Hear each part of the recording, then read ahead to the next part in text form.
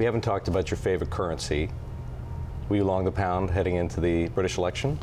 I was. It is my favorite currency. And I just, I'm very good friends with Johann Rupert, and he had told me he calls her Mrs. T, and that's Margaret Thatcher, and he said, when I met with Mrs. T, she said, never underestimate the common sense of the British people. And I just felt that they were not going to go for socialism. And frankly, when I look at what's going on in Europe, and then when I look at what's going on in Britain, I was always sort of a Brexiteer because they did perfectly fine for 500 years without that union of countries down there who seem to all hate each other and they can't make a decision on anything. So I think this is going to be actually very good for the British economy. I separate myself from most on that. I think Boris Johnson is sort of a smarter version of Trump without some of the antics to go along with it. And I would expect investments to fly into that country. And I think they'll do very well there. So, it's funny, if you look at it, what if I were to tell you there was a Republican president, but a better version, and you had 2/3 Republican majorities in both houses of Congress, and you had a deficit to GDP of 2, not 4.5, and you had a debt to GDP lower than the United States, and 12 times earnings and a 4% yield, sounds like a decent place to invest to me. So we not only had the pound, and still do, we had the British financials, the banks, we have some Barclays, Lloyds, that kind of stuff lying around, which... Just lying around. Well, I don't take big positions anymore. I've become a coward since I stopped competing, but enough that it gave me a smile on Friday. Let's go back to the Fed. You're a frequent critic of the Fed, have been over time, for reasons you've articulated well. You say you can't figure these guys out, but do you feel, Stan, any more confident about the direction of monetary policy today than you did a year ago? No, I feel much worse. First of all, if you remember, a lot of the debate a year ago was about quantitative tightening.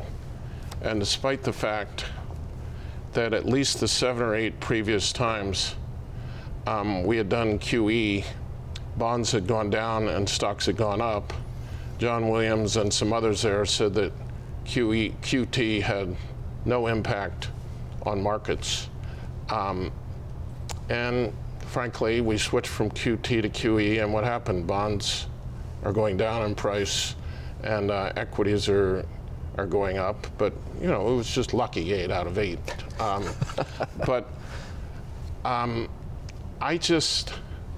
First of all, the editorial Kevin and I wrote, we said don't raise rates for now. This was back in December of 2018. Yeah, our interview was the day before the hike. We wouldn't raise rates for now. We weren't saying to cut them. And one of the things we said in our interview is, if you hike now, you may get really scared and have to start cutting and do something drastic the next year, which of course they've done. I'm not sure why, but I think it's always easy to be easing and things are great and you just feel like you're the cat's meow. You'll remember Bernanke claiming victory in 2004 with the great moderation, and Greenspan was the maestro. But I will go to my grave believing that that financial crisis happened because of bubbles created by easy money. And I just don't understand why we need interest rates where they are now. We normalize, we're trying to normalize. Okay, things got too tight, should back off, but you don't need to go the other way to the extent we've had. And then this crazy president saying we need negative rates to compete with negative rates in countries where they clearly aren't working. They're not growing as well as I do. It's the most anti-capitalist idea I could ever dream up, and he's pushing Powell. And I didn't want to believe this, but it's pretty clear now that he's had an effect on Powell. And of course, the media is going, oh, he's really standing up to him. Well, with verbiage, not in action. In action, he's been cutting and doing the president's bidding. He hasn't gone negative. God help us. Some people say he deserved high marks, whether it's the media or others deserve high marks for resisting some of that pressure from the White House. What kind of grade would you give Jay Powell as Fed chairman?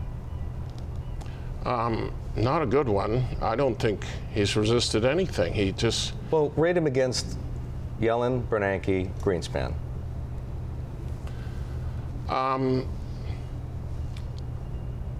He's a weaker version of Yellen without the monetary framework. Bernanke and I philosophically disagree about easy money and helicopter money, but the man had conviction and he controlled the room, which I think is really important in a Fed chair. And I don't see that here. And of course, let's not compare him with my true hero, Paul Volcker, who... The late, great Paul Volcker. Yes, who he cited his courage, and I couldn't agree more, and it's too bad we don't have some of that kind of courage at the Fed today.